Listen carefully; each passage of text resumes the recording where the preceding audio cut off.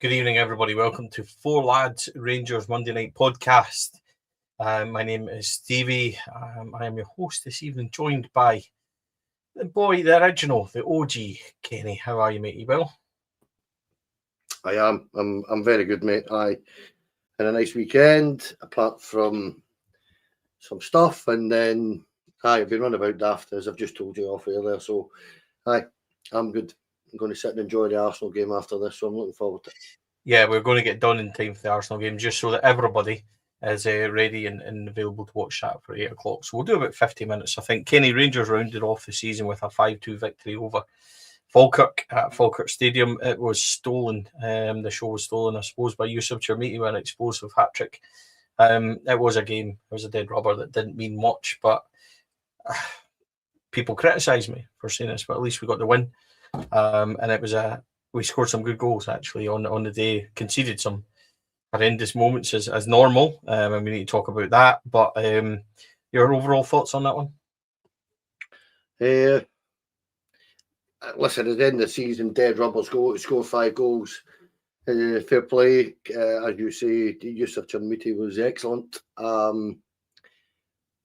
Just glad it's over, mate. I'm not going. I don't want to particularly dwell too much on a game that was kind of meaningless. But listen, they've got to go about their job properly. They did that, so yeah. But as you say, the standout of the day was Yusuf Chermiti, apart from a kind of very strange VAR call, which I'm still kind of confused at, but never mind.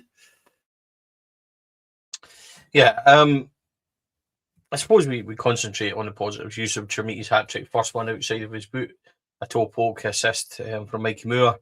Second one is an absolute touch of brilliance. Got a wee bit of criticism. I think that's his best goal this season. And it's personal preference, isn't it? Because people are going to say, I love the overhead kick technique on that. It's superb, and they're right. There's no wrong answer to this one. It's either the overhead or the volley, but the technique for the volley, to be up in the air and chest it down and then hit that as it drops, I think is absolutely sensational. He is a boy with unbelievable talent. Will not score a one-on-one, but will score, from 30 yards on the volley or from an overhead kick. And I thought his header, by the way, was absolutely brilliant. He's a boy. His header against Hearts as well. He's decent in the air, and we don't ever cross the ball to him for his head. So that was a nice goal. Lovely hat-trick from him. So fair play. Listen, I think he had his second start in December, and he's rattled, I think, 18 goals altogether. I think it's probably a fair case to say that if Yusuf Chermiti stayed next year, he would get 25 goals for Rangers. But he needs to clean up his game. He needs to be more clinical. But there's no doubt, Porto were linked to him for 25 million euros, and the word coming out of Ibrox was we wouldn't even entertain a bid like that. So we're clearly going to make money on this boy, and when he does that at the weekend, you know why? Oh yeah, of course. I personally think that the overhead kick's probably better. Just I think it's a more difficult skill, but at the same time, it's a sensational goal. I mean, everything about it is just absolutely wonderful. And I'm with you on this, or with Rangers on this. 25 million works out at about 19 million quid. Yep. Listen, you can't buy top strikers for any less than 30 these days. So for me, you'd be looking at 25 million before you even start, and pounds. I mean, before you even start thinking about entertaining any bids. I personally wouldn't want to see him go. I'm going to call that even more boldly than you did. I think he'll get 30 next season. I think that he's getting better almost by the week. He's got to tidy up his one-on-one finishing. You're absolutely spot on. But at the same time, Stevie, his overall game is just getting better and better. And there's times when all you need to do is look at last weekend before he got booked. He's unplayable at times. And strikers that are unplayable are like gold dust, or priceless. And I personally would think, unless it depends on what the boy wants to do. If he really wants to go, then it makes it difficult for Rangers, obviously. But you want to be building your attack around a boy like that, for me, because we've said it on here before. Stevie, there's times you look at him earlier on in the season and he looked as if he'd never seen a football. And it's quite insane how he's come on so much, so quickly. And listen, I know it's a hot topic at the minute, but fair play to Danny Röhl and his backroom staff for getting the best out of the kid. That's what I would say, because he has come on a bundle since they've come in. Just that wee message, how's the job hunting going, Stevie? Start my new job tomorrow, folks, full-time position, so we're really looking forward to that. Appreciate everybody. Put a message out on Instagram about this, and I was actually contacted by a lovely guy called Barry, who runs a kind of, I don't even know what to call it, like a place where you would go and headhunt and find people jobs, and he basically found me one. Absolutely fantastic. So really thank you to everybody that reached out. Looking forward to it tomorrow, not without nerves, but I'm looking forward to that. So appreciate all the nice comments. Chermiti, listen, I think he's grown on me a wee bit. I still don't trust him, but he's 21-year-old and he's done pretty well, Kenny. We have to talk about, I think, probably the goals we conceded. The first one is just an absolute horror show. And do you know what? It's typical, because I had such an outburst in defending Jack Butland in here and saying he wasn't the worst goalkeeper we've ever had, and then he goes and does that. So cheers, Jack. You may be handsome, but Christ, you don't have to put me in it sometimes. I think, Kenny, Motherwell first goal he should have saved. Hibs first goal midweek he should have saved. Christ, he's definitely got to do better with that one. I think Jack Butland, I think we should be looking to maybe move him on this summer and replace him. There's too many shots and stuff this season where he should have saved, and he's not quite done as well as he should have. He started off like a house on fire because he had to be under Russell Martin, but I think Saturday for me maybe is a line in the sand where we go, yeah, maybe it's time to go, Jack. I still don't believe he's the worst goalkeeper we've ever had. I think that's a harsh tag on him. We've had some right shiters down the year, but he's not worth 40 grand a week. And is he in the leadership group? I doubt it. Did that tickle you, mate? Sorry. That did. I've not heard that particular phrase for quite a while. A right shiter. Look, it's one of these things. I'm going to be a little bit more. I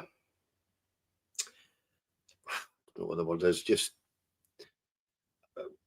apologetic about it for him, because these things happen with goalkeepers, mate. And when you're there and you do something like that, you're just screwed. You're goosed with it. So I felt for him. You know, it's just one of them. If you could get a hole to dig, you just jump right in it, wouldn't you? But I'm with you on the.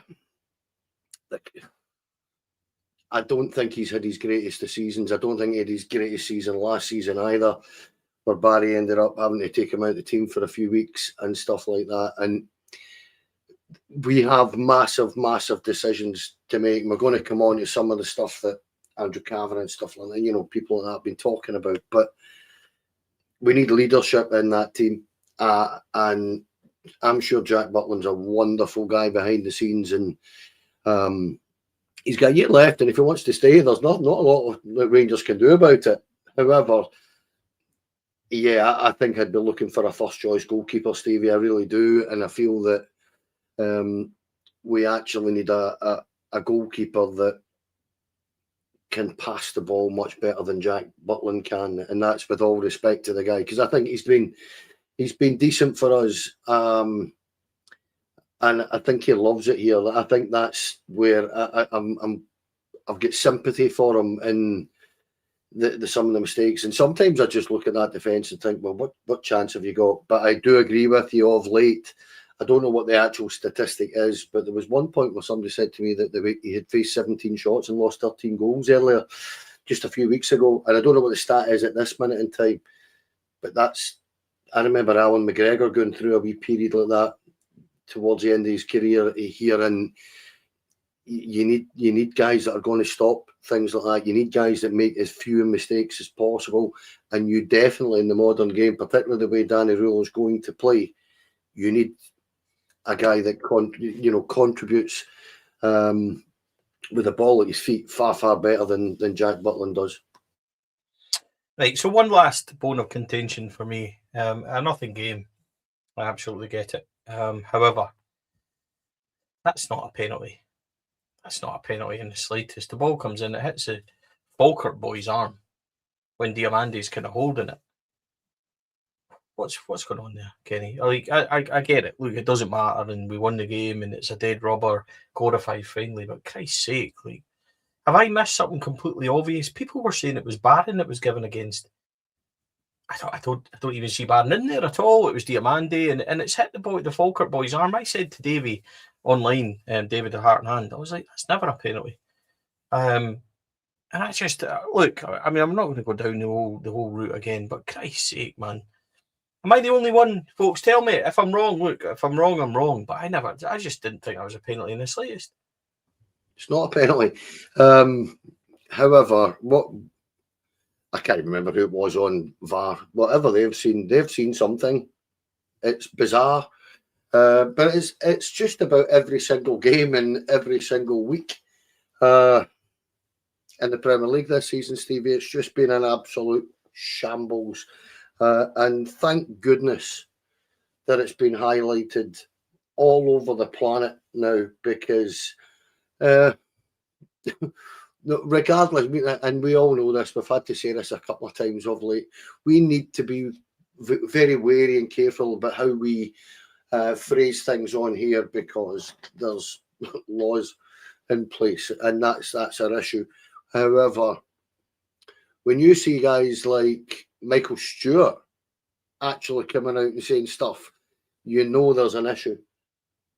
I mean, think about it. He can't stand us, and even he's having to admit, actually, they might have a point. But it's only because it's happened to somebody else. And I'll say this forevermore, Stevie, that frankly, I don't want to sit and be overly harsh or come across as bitter here, but I'm quite glad that it's getting highlighted because of somebody else, because they paid no attention to us, and all of a sudden they realise now there's a bit of an issue. Yeah, there's been an issue for years and years and years, and now that it's out in the open, they're going to have a little bit of an opening of Pandora's box, I would suggest. They're not going to be able to put this back in that box, and that's a good thing. On this particular incident, that's what I get told. I was working, so I could only watch it back later on, because I decided I was just going to go to work. Save myself losing money. I thought, oh, bugger that, I'm not that bothered about watching it live. I'll watch it later. And I did. And as I say, I'd seen all the stuff about the penalty online, and I just looked at it and went, well, wow. Conor Barron's in the middle. He's up in the air. Now, the ball flies over the top of his arm. It doesn't touch his arm.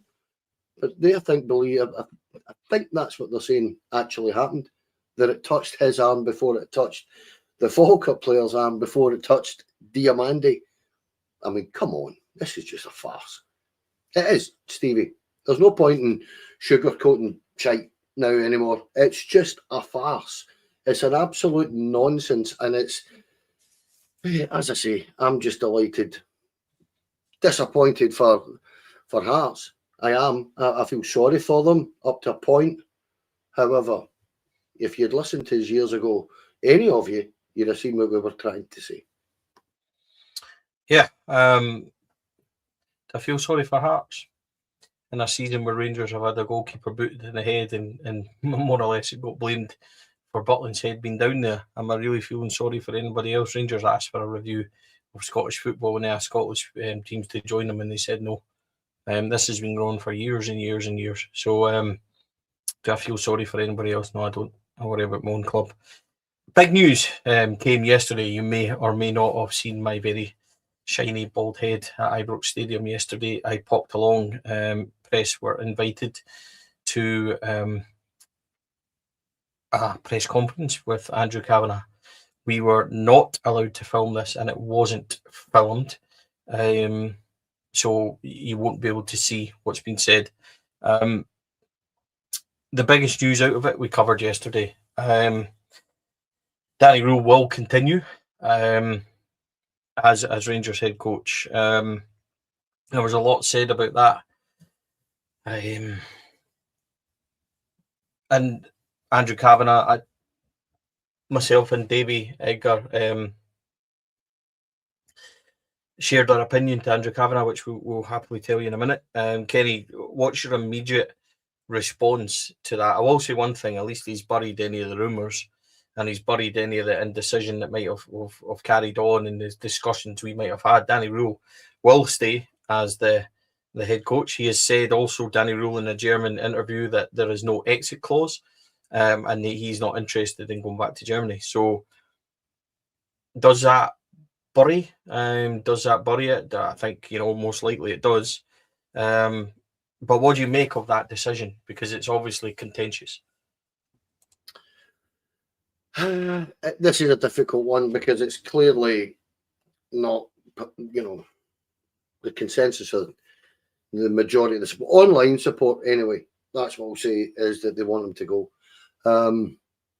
which is understandable but we're also disappointed. However, I can kind of get this. I do understand it from an owner's point of view. Do they want to go down that path? And I've heard people say we need to break the cycle. However, what I would suggest to that is that if they go and get the wrong appointment, if they were to get rid of Danny Röhl, all you need to do is look at last summer, Russell Martin, not the right person. And he was out by the end of September, Stevie. So I don't think it makes... I don't think it would necessarily make it right, if you understand. It would just fix things instantly if Danny Röhl was to go. I also happen to feel that player power within the dressing room has played a major part in our crumble towards the end of the season. And I do feel that. And that's just a personal opinion. It's not the opinion of anybody else in Four Lads. It's just mine.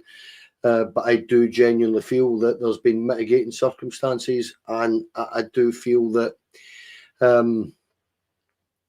when you are openly backing these players and not questioning their mentality for weeks and months, Stevie, and then when the minute the going gets tough, you can't do anything else but admit that they're mentally weak.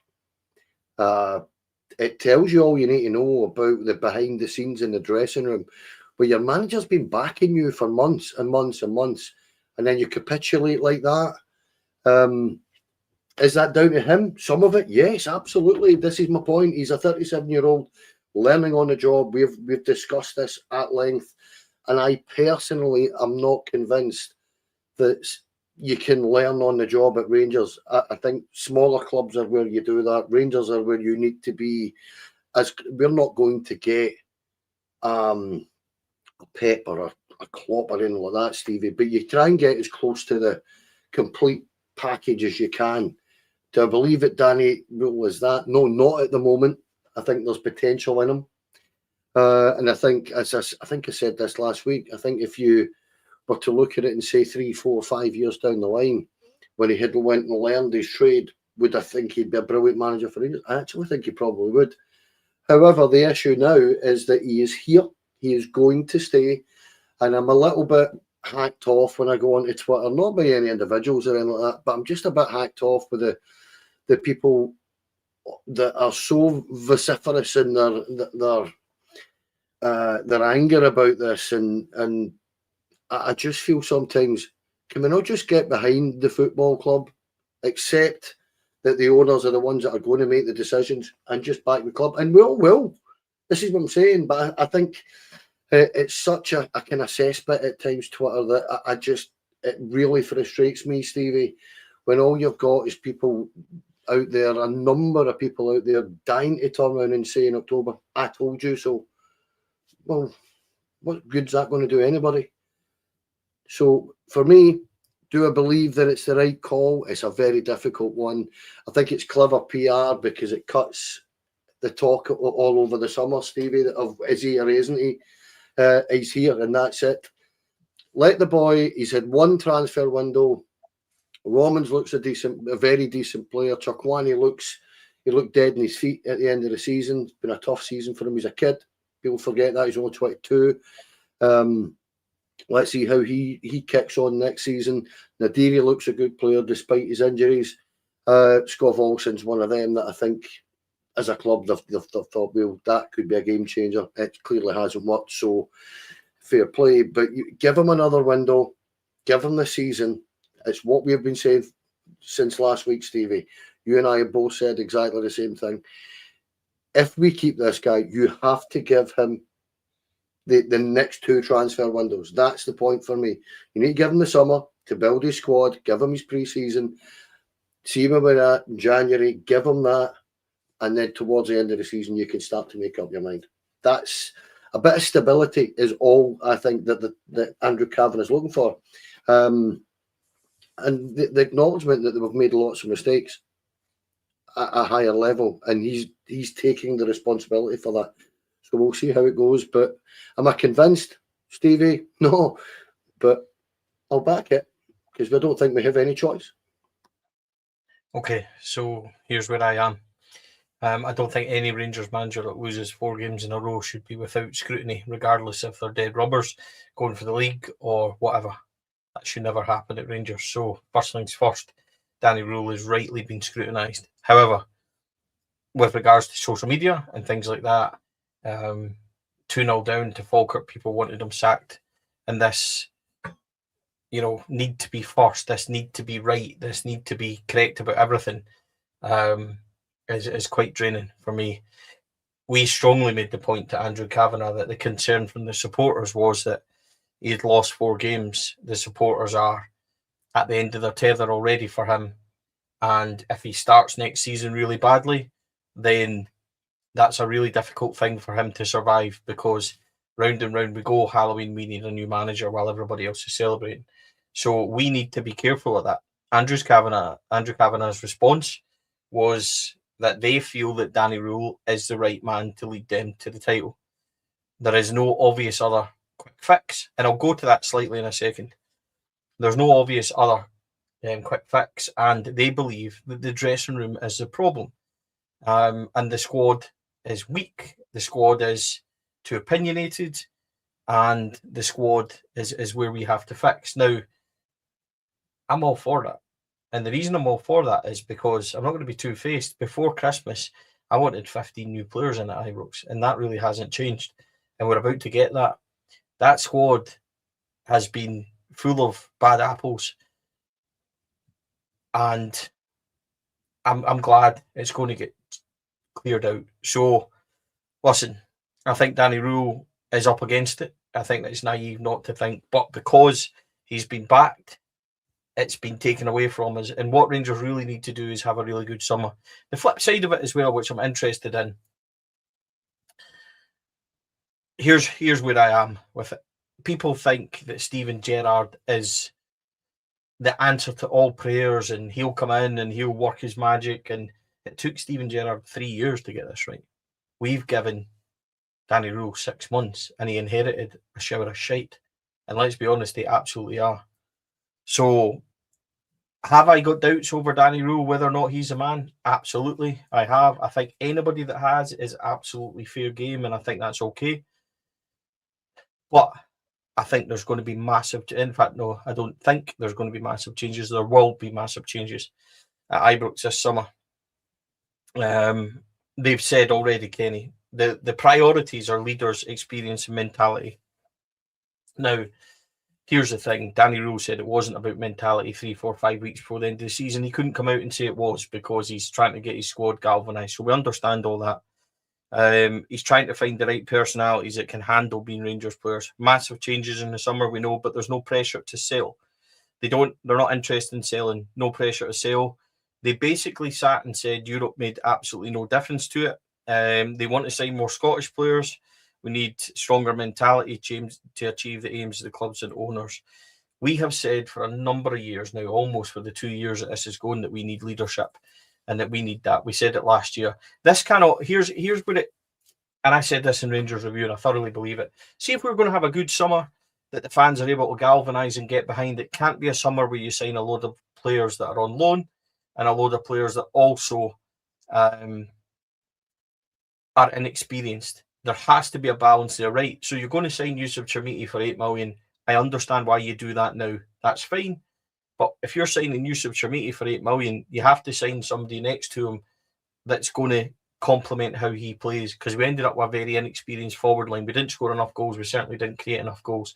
The balance and the leadership stuff isn't right. The spine of the team, right throughout it, goalkeeper, 2 centre-backs, midfield, forward line is weak. Can't be any room for projects, Kenny, in this summer. If you're going to get everybody behind you, you need statement signings and you need guys that are going to run through a brick wall for you. Danny Röhl told us last Wednesday after Hibs that you need to cut everything out. There needs to be massive changes. He needs people that are going to run from them. And I believe him. I believe that's what we should be doing. But you have to get this summer right. And if they don't, then Danny will fall on his sword and we'll go around this all over again. And the fans will not back him. You need to get the summer right that the fans can grab a hold of. And they're right when they talk about leaders' experience and mentality. It's spot on, but this isn't rocket science. Behind closed doors between you and I, we were discussing this last summer when we were bringing a big pile of projects in and actually saying that we're lacking leaders in there already. And what you're doing is bringing a pile of kids in to a mentality or a squad with a mentality that was almost resigned to being second. Well, they get even worse this season and finished third. And that's shameful when you think about it. When you go and spend 45 million quid in Scotland, that you end up finishing third, and also rans, and you're the ones that are playing dead rubbers where there's a match day decider going on. It's just unacceptable, Stevie. Despite all the the everything else that's been going on in Scottish football over the last couple of weeks that is pointless discussing at the moment. But what we need, Stevie, we had a discussion after the game on Wednesday night, and I think we were in a bit of agreement that, we'll leave the names of the players we were talking out because it's pointless, but we do need guys like a Lewis Ferguson or whatever. Whether he's ever going to come here this summer or not is probably highly unlikely, but it's guys like that, guys that know the league, that are good players, international players, and Rangers fans. All you need to do is look across the city at the core of players they have. You look at Hearts, and Hearts are probably more like a traditional Rangers team that I know at this minute in time than we are, because they've got a core of Scots that will run through a brick wall for their manager. That's what they've done all season. Now, that's what we used to have, that work ethic. And we watched it against Hibs last week, Stevie. We watched it against Motherwell a couple of weeks ago, and there was players not giving a shit. It was as plain as a nose in your face.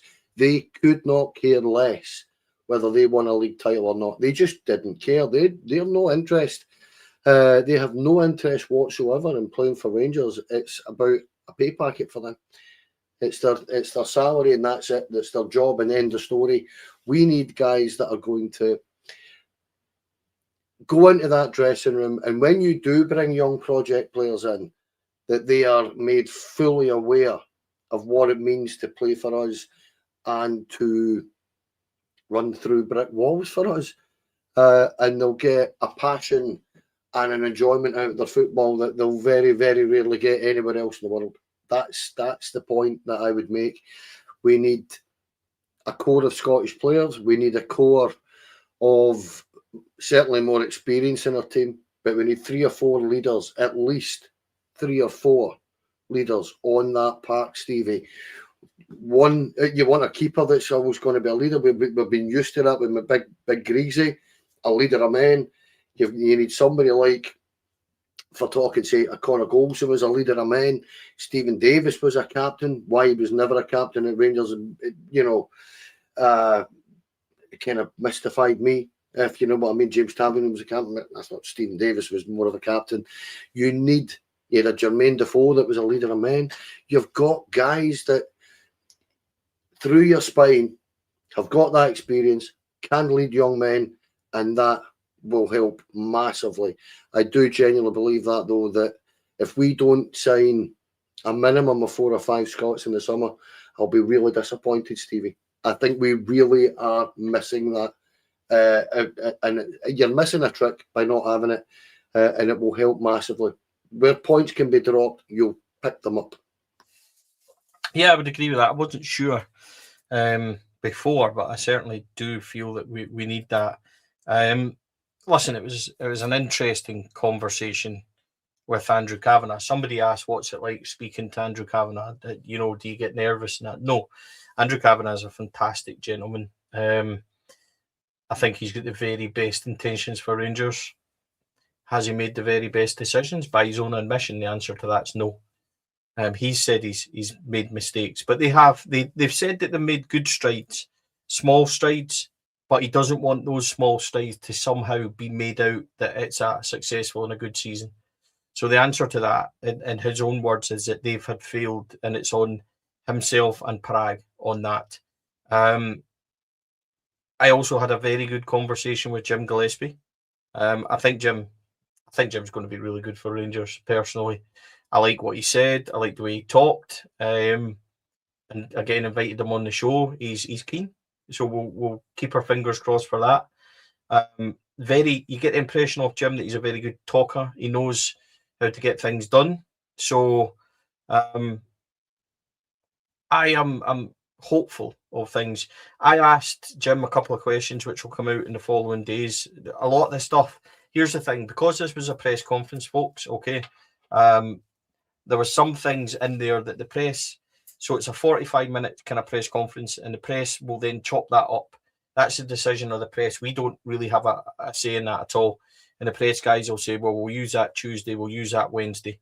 So we can't really say everything that we want to say. We'll keep you up to date. Kenny and I will be back midweek and we'll discuss more. But when they embargo it, we can't do much about it. But yeah, I mean, I think it was worthwhile. Andrew Cavanagh, Jim Gillespie, both very approachable, both want what's best for Rangers. But they have to oversee it. We have to have a good summer. Like we absolutely have to have a good summer.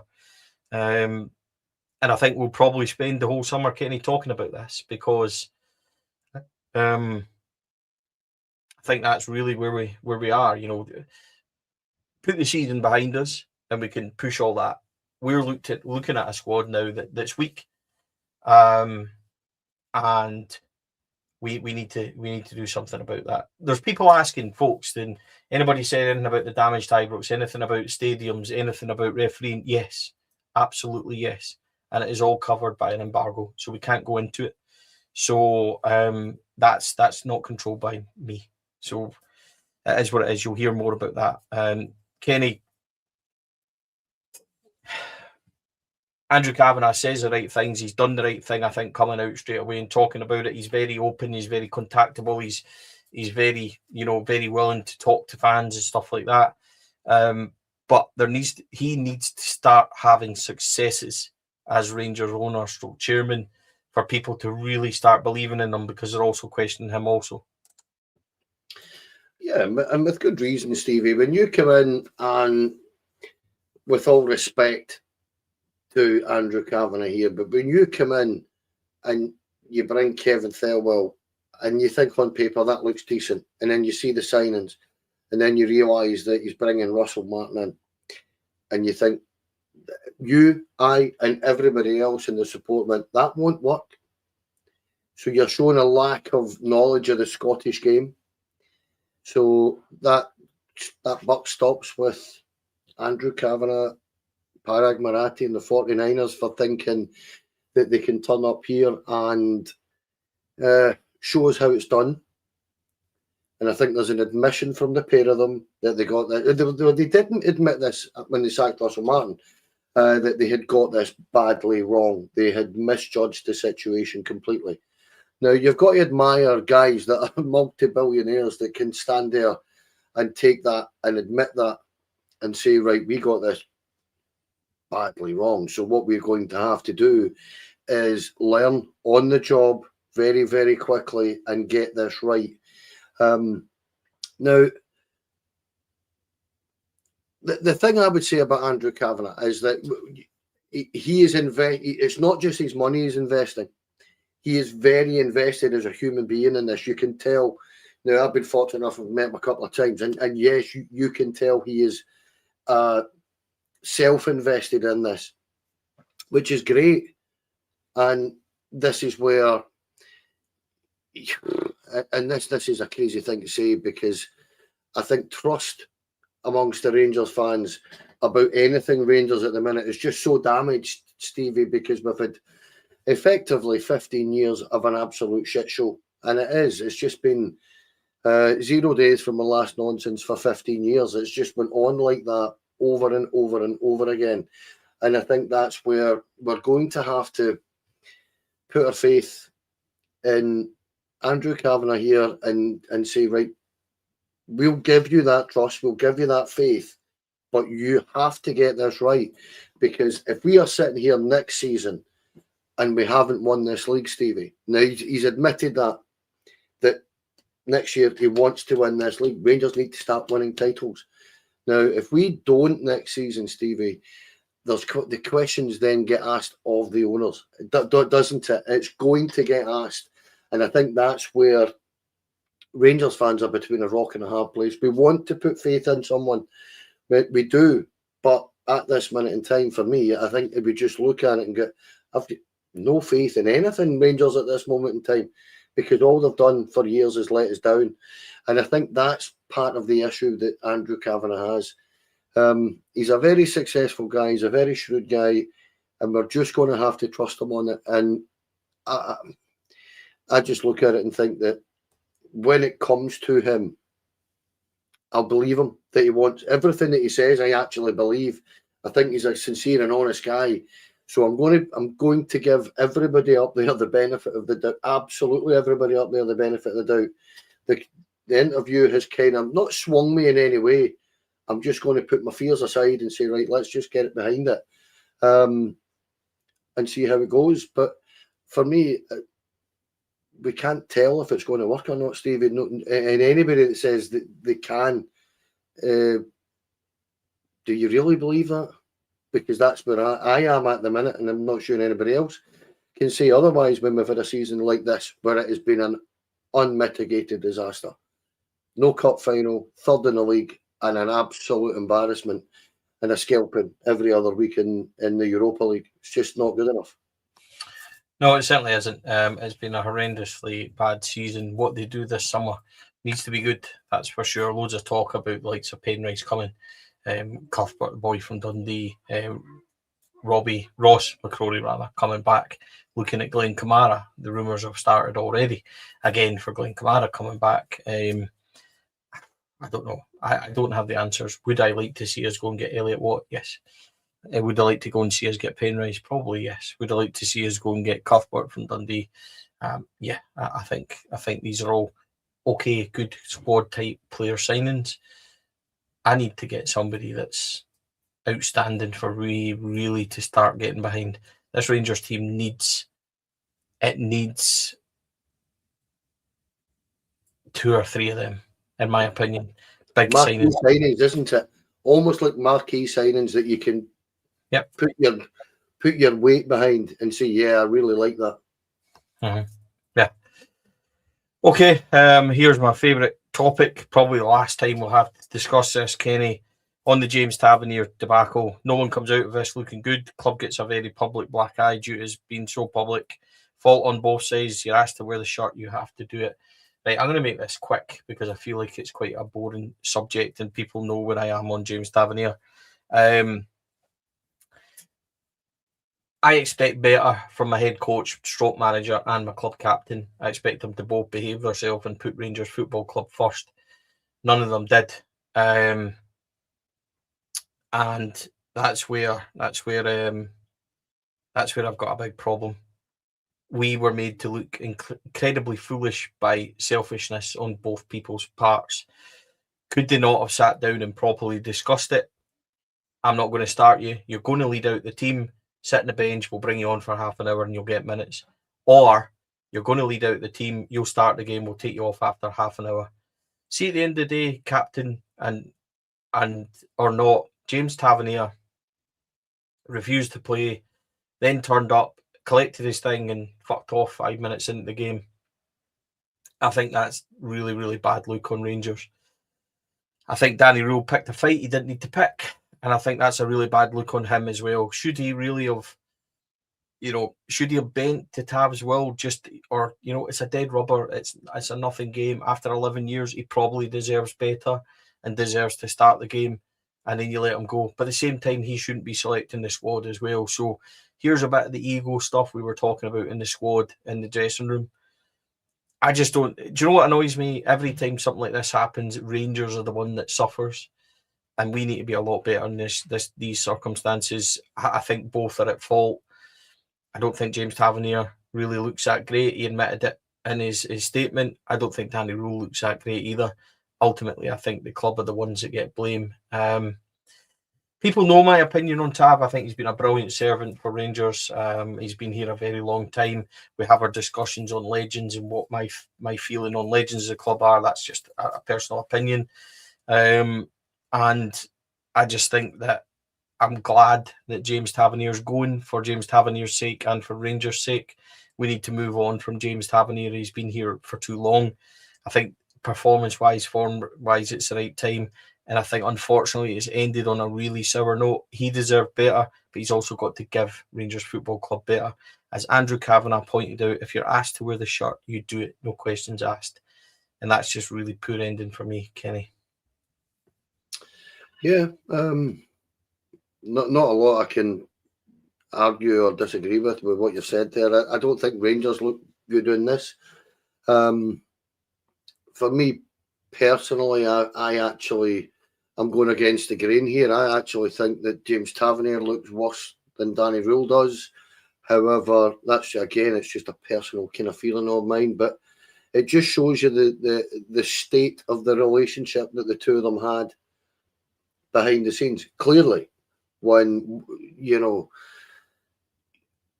whether he's a legend of the club or not, he's a Hall of Famer, and you can't just kind of go, do you know what, he's out my hair in a week. Just play him, take him off at half time, and that's that done. In a dead rubber. But James Tavernier's reaction to it, I feel, is just awful. I genuinely think it's awful. And for me, as I will agree with what Andrew Cavanagh said. I mean, there's thousands upon thousands watching this at the moment, Stevie, and every single one of them, if they were offered the jersey to play for Rangers for 2 minutes, would take it. So I think Tavernier has got to remember that it's a privilege to play for us. It's not a right. And that's what kind of got me about the whole thing. And I was up with you when it was all kicking off, and I got a message, and we discussed this on the vlog of the day, and it's just a mess, Stevie, because that had leaked before we had got to Ibrox. I got the message at 5:30, so it all leaked, So that shows you the kind of shit show that's going on behind the scenes towards the end of last season, and that's why, despite how many people feel, and I understand it when you lose 4 games in a bounce, I am more than willing to give Danny Röhl the benefit of the doubt for next season and judge him from there, because I think when you're dealing with some of the stuff that's been going on behind the scenes, Stevie, I don't know, I just looked at it and certainly in a couple of the games, I just genuinely felt there was some of those players just doubt tools, and that was it. And I don't think that's ever going to be acceptable. And for James Tavernier to refuse to play for Rangers, it just mystifies me. So, and I understand the emotion of it and the disappointment that you'd have been feeling. But anyway, I'm with you, actually. I just kind of want to move on. I'm kind of bored of it now. I just find it, it's done. It's a week ago nearly. And can we not just forget about it? And I know Andrew Cavanagh had to address it because it was getting asked. But at the same time, it's done now. Let's move forward. James Tavernier's no longer at the football club. Danny Röhl is. And let's move forward and see where we go through this summer and get ourselves prepped and ready after this World Cup finishes, where we're going to be. Yeah, a couple of things to address before we go. There is another podcast, the STV podcast, has said that Danny Röhl, after the Hearts game, was shouting up to Andrew Cavanagh at the tunnel, get me some leaders in this team. I'll be sceptical about this, if you don't mind. I've been to Tynecastle. I've sat in the media area. The media area is right above the tunnel, like literally right next to it. You can see it on the telly when they show you the tunnel. There's wee glass panels, and that's where all the media sit. The chairman and everybody else sits way back up, nowhere near the front. If Danny Röhl was shouting and bawling about needing leaders, which is not Danny Röhl's character, by the way, because see, when we win at Parkhead, he was completely the same. When we lose, he's completely the same. So I'm supposed to believe that after this game, he was shouting up. And all the media who were in front there, none of them said one thing. It never made the back page. It never made a headline. I've spoke to guys that were there and don't know anything about it. So I'm confused by it. Did it happen? I'm sceptical. What I will say is that both of them have now come out and talked about it and said they needed leadership and they will need leadership. So he's standing at the end of the game, supposedly shouting on this, and no cameras have caught it either. Because I seen Danny Röhl go on the shake Derek McInnes's hand and everything else, then go on the park up to the away end and then go down the tunnel. Sorry if I'm calling sceptical on it. I think knowing Danny Röhl, having dealt with Danny Röhl, having seen Danny Röhl at the highest and the lowest moments, I'm not sure. I believe that Danny Röhl would ever break cover and do a heel turn like that and start shouting at the owner of the football club, almost demanding stuff that he already knows is coming in the first place. Kenny? I don't care. I seen it on X earlier on, Stevie, and I thought, well, that's a bold thing to come out with. I just couldn't care less whether he did or didn't. There'll be context to this that's obviously being missed, and that's what I don't like when people start blurting out nonsense like this, whether it's true or not. Right? There'll be a context to it. Like, was he angry? Was he jokey? Was he? Do you know what I mean? Is it? He's not going to be jokey, clearly, but you know what I mean. There's different emotions going on in a situation. You know, where you've just lost 2-1 and you're out the title race. So whether it happened or not, I have no idea. I don't care either. Honestly, I just find it really quite. I mean, what you might say? Do you know what I mean? Guy says something, nobody else knows anything about it. He claims thereafter, you know, on that podcast that loads of folk heard it, but nobody's backing him up. So I don't know. I don't know. And as I say, being perfectly blunt, we've got better things to worry about, mate. Yeah, Mikey Moore's put a farewell message on his Instagram, as has Leon King and Kieran Wright, who have left the football club. I'd like to extend my best wishes to both Kieran and Leon. Leon is an absolute top fella. Done so much for us, always took the time for us at 18s and unders games to come and speak to us, him and Robbie Fraser, who were absolutely brilliant with us. And I wish Leon all the best. It never really worked out for him, but he's proven by going to Ayr, he had an outstanding season, picked up loads of awards down there. He's going to go on to better things again in his career. Loads of interest in him. So here's the next step for Leon. Best wishes, Mikey Moore. I'm going to miss him. Kenny, I remember you saying at the start of the season he's a generational talent, and everybody told us you were talking shite because he hadn't started well.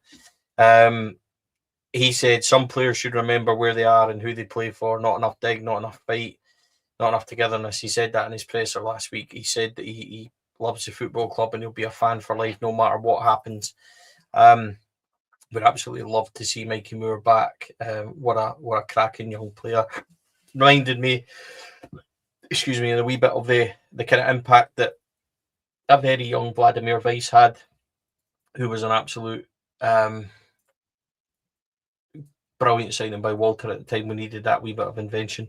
I'd love to see Mikey Moore back. Don't know whether or not it's possible, but him on the left-hand side next year would be very welcomed. Oh, I'd love to see him back. I very much doubt it. I think I actually, talking about watching the Arsenal game, I actually thought it was a Spurs game tonight, and I was really looking forward to it, but that's tomorrow. Depending on where Spurs are going to play, I don't think that is the environment for an 18-year-old kid at this minute in time. They've got a massive, massive job on their hands. Beg your pardon. If they stay in the Premier League, which looks likely at the moment, if they end up getting relegated, would they want them for a championship? Yeah, probably. The only issue I've got about trying to get them back here for a year is that when you look at these young boys down in these massive clubs in England, the kind of way they work it is that you go to one league, come back, you go to another league, come back, go to another league until you're ready. And they give them experience of different environments. So it'd be very difficult to get him back. I would absolutely love it. On his press conference last week, I actually stuck it up on our Four Lads chat that I was actually getting quite emotional listening to him. Not about I'm leaving or anything like that. It's more about the honesty, the sincerity, and the brutal frankness of him to turn around and say, do you know what, fuck it, I'm going to tell everybody exactly what I feel, regardless. And I honestly got the feeling that I'm not saying he's been itching to say it because I don't necessarily believe that, but I think he's been feeling that way for quite a while. That when he said he actually get really quite passionate, he said you need to fight for each other, not enough team togetherness and stuff, and I just find that appalling. Genuinely appalling when you look at some of the leaders or people in our leadership group, and an 18-year-old boy is the one that can come out and actually have to tell the entire support and all of Scotland exactly what's going on behind the scenes at our football club, behind in that dressing room, at training and stuff like that. In games.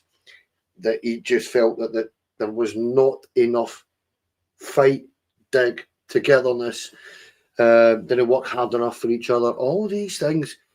And an 18-year-old can tell us that. And bravo to the kid for coming out and telling us that. And it's a parting gift, actually, because I think if we're going to be honest, Stevie, you, me, and everybody else watching this has probably known that for a long, long time about Rangers. So fair play to the young man, and I wish him every single success in his career. I think he's a future England international, and I think he will go on to do great things in the game, Stevie. I think he is genuinely one of the most gifted kids in Britain at this minute in time. He's a phenomenal player, and if we could get him back for another year, I would be absolutely delighted. But if we don't, I'd love to see the boy come back when he's in his 30s, when he's had his career. And, he maintains his love for our football club. And we can actually maybe entice him 10 years down the line or so, because, or 12 years down the line, whatever it's going to be. It's a long time away, he's only 18. But do you know what I mean? I genuinely do feel that we've been very fortunate to get to see a kid at that age who's going to go so far in the game. Yeah, he's been terrific. Right, let's call it a night here. No need to blow a final whistle. Apparently don't need to do that anymore. Let's thank our sponsors, Rhino Express, Clydeview Fire Protection, and Joinery Athol Industrial Solutions, CSD Air Conditioning, our very own Candid, rydc.co.uk. Yeah, we're losing our sponsors. I think a couple of them are going to be staying with us, hopefully Candid, hopefully CSD. I'm not sure about the others.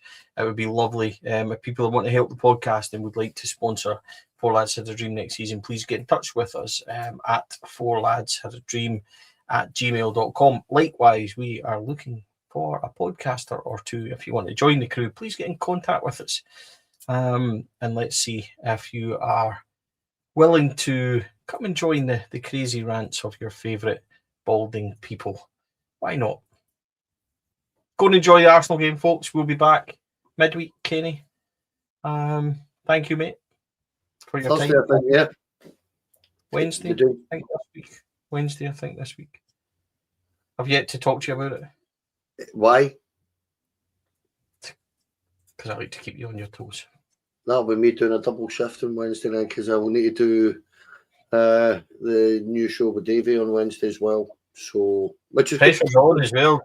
Pressure's on, Kenny. I named I that heard night. you were on. I've not bothered watching it, seeing as it was you that was on. No, No. I'm only joking. I will watch it. I started watching it, but I've been waylaid with other things, so I'll get to it. But yeah, Wednesday's fine, mate. But thanks for letting me know and live on air. And all right, cheers. That's it. You get on the history show with Davey and try and name the 1996 Scottish Cup winning team like I did. Is that the question you asked me on Wednesday night? I got about 10 of them, didn't I? 9. Did I get 9? Hmm. Who didn't I get? John Brown and Davy Robertson. I did get John Brown. No, you never. I didn't get David Robertson because I thought David Robertson was injured for some reason. Oh, you're right. I didn't get John Brown. You're right. No, I went through the centre half, didn't it, and didn't pick him. It's just shameful. We used to be a neighbour of mine. Should have known that. Hey, anyway, let's go before there's a pitch invasion. Folks, have a wonderful time. We'll see you midweek Wednesday. Go enjoy the Arsenal game. Take care. Have a good couple of days. Any breaking news we'll be back with.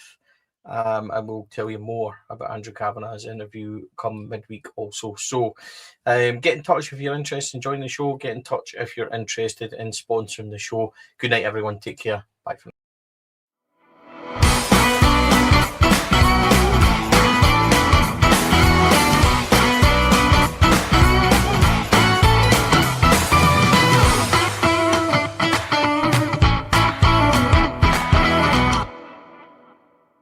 The Four Lads podcast is sponsored by Rhino Express, Clydeview Joinery, Athol Industrial Solutions Limited, and CSD Air Conditioning, in partnership with Black Rooster and Art of Gold. Thank you for listening to or watching the podcast. We hope you enjoyed the show.